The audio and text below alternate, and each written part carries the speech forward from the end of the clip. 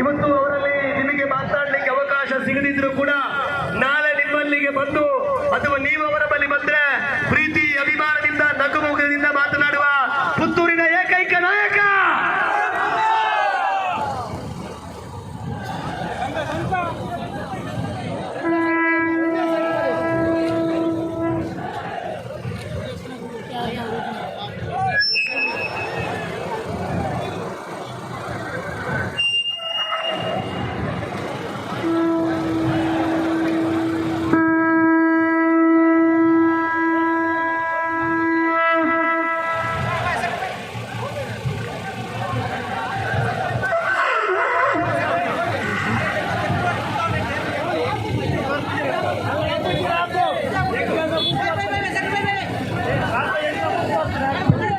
ದಯವಿಟ್ಟು ನಿಮ್ಮಲ್ಲಿ ವಿನಂತಿಯನ್ನು ಮಾಡಿಕೊಳ್ತೇವೆ.